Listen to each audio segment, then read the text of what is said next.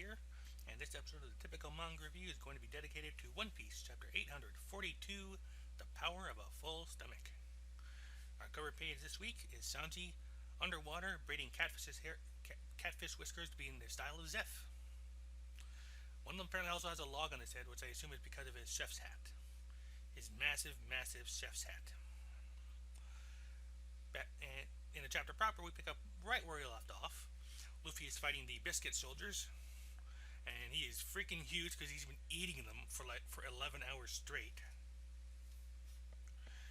And Cracker is sending out even more, and he's also ticked off at King Bomb, the giant tree, for actually aiding and abetting the enemy. And he's complaining that it's just not fur. Master Cracker, he's stumped. He's using the power of the Mama's River card against him.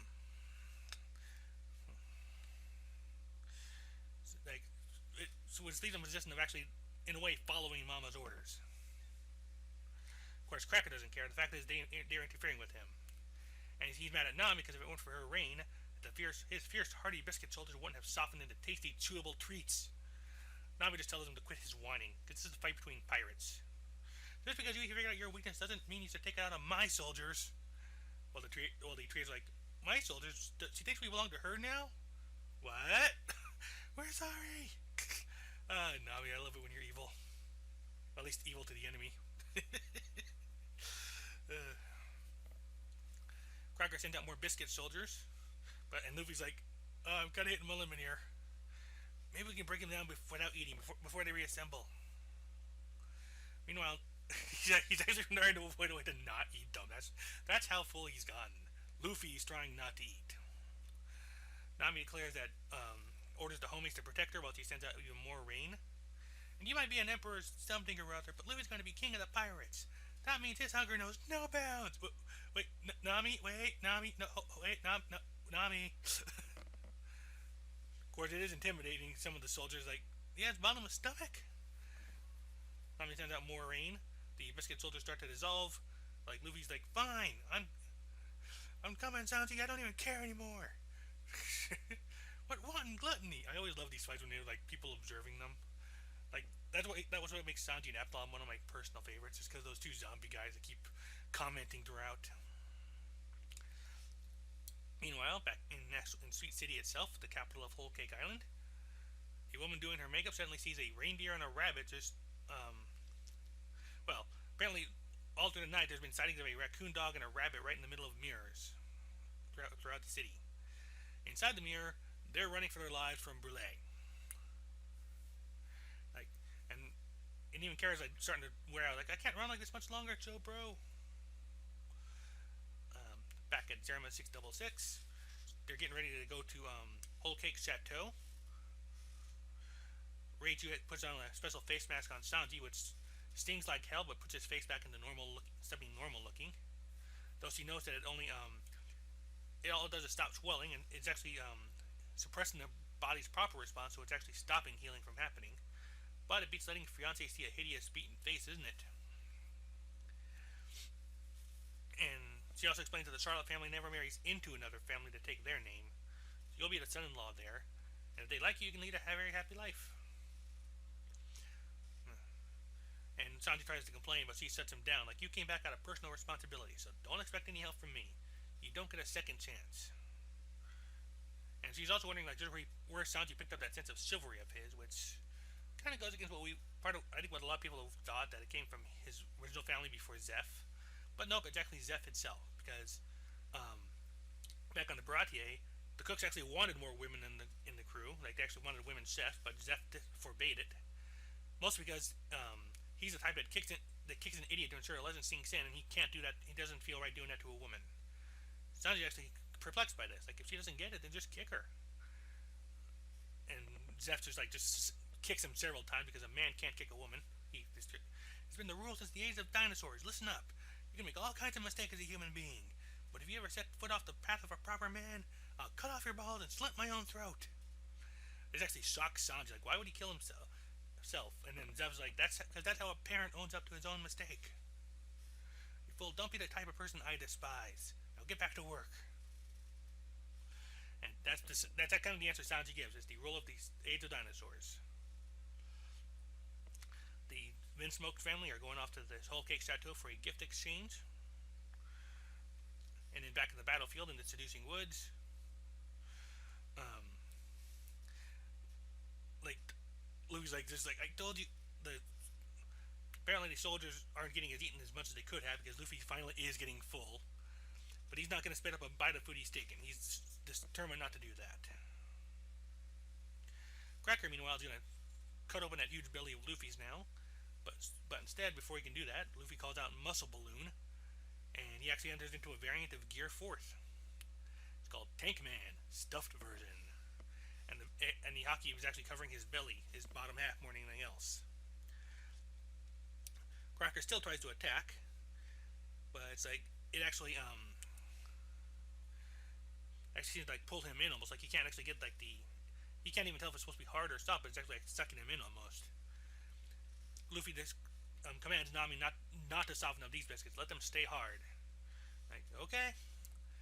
And so Luffy tells Cracker to prepare for the witness the power of a full stomach, and lets out the Cracker can't get out, and Luffy unleashes the Gum Gum Cannonball, which is basically the Gum Gum balloon in Gear 4th form, which sends Cracker just flying off. Luffy screams out to fly to the end of the New World, and he just goes flying off. And that's where we end. So with that, Cracker and Luffy is pretty much completed.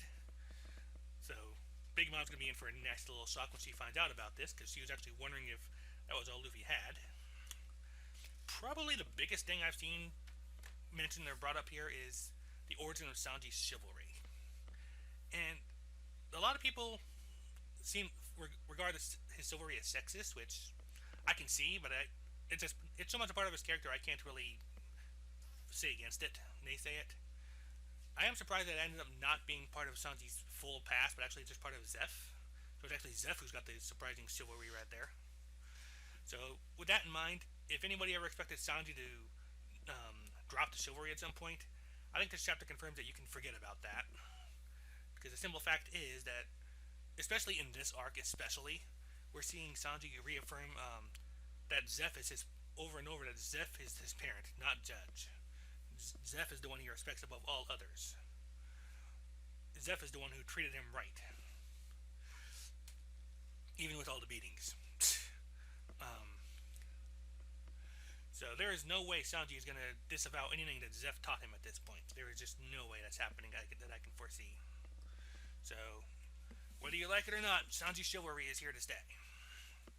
And I don't see him like finding some way to compromise that beyond letting someone else fight the female fighters. And that is something that I can foresee him doing just fine, because that's kind of a lesson he got in Enies Lobby, in a way. Like, that's a lesson he taught Usopp, in fact, that there are things some people can do and some things some people can't. And he cannot fight a female opponent, so he's going to have to rely on the people who can, going forward. Maybe that hurts his ability as a fighter, but that's who he is as a character, so like it or lump it, I suppose. So, still with this, we also see that Luffy is pretty much like equaled Uruz in actually taking out one of the generals this time. Like, he's taking out Cracker. And actually, this is like kind of crazy, because it's been literally a 12-hour fight, which is pretty insane. Nami's got all the homies on there, and who knows what else he can possibly take control of with that Vivre card. Chopper and Carrot are still kind of running around, so we just kind of got a little check in on them, but we still don't know what Brook and Pedro are up to. The only other thing I can really foresee here is that Sanji's little face mask, the thing that goes over his swollen face to prevent it from just so he'll look good, that's going to come off at either at a very inopportune or very dramatic time. Like, that's what I foresee at this point. It's going to be like a very dramatic moment, or a very hilarious one. Knowing One Piece, potentially both. Let's see here. I'm just kind of scrolling through pages a little bit, seeing if there's anything else I want to take note of on this. I tend to be bad at missing little details my first time through, and this is like, so second time through I was paying a little bit closer attention, but nothing's really jumping out at me here. I do like the fact that a Sanji-centric arc has a chapter titled The Power of a Full Stomach.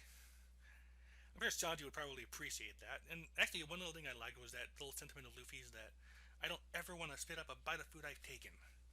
While this goes right along with Luffy's gluttony, it could also be a nice little nod to Sanji, who above all else hates wasting food.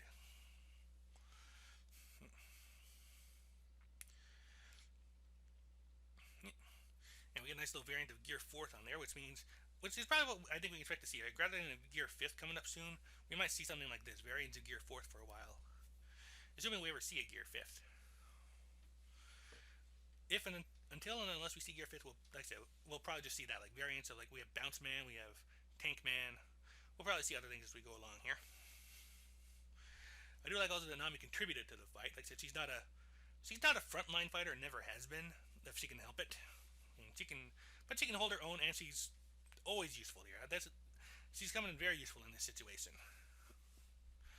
Because, yeah, that's what I think covered everything. So we got to, like I said, I can't wait to see what happens when Big Mom hears about this. Like when she hears that Cracker actually lost to Luffy, because that basically means that she's lost half her generals to 2 upstarts. When you stop and think about it, so that promises to be like a nice little incident. Let's see here. But let's see here. Yeah, I think that's that was the last thing I can think of to really cover here. So I'm going to call the review at that point. This has been Zeidoktor, and that's been the typical manga review of One Piece, chapter 830. What was it again? 842. My bad. The power of a full stomach. Okay.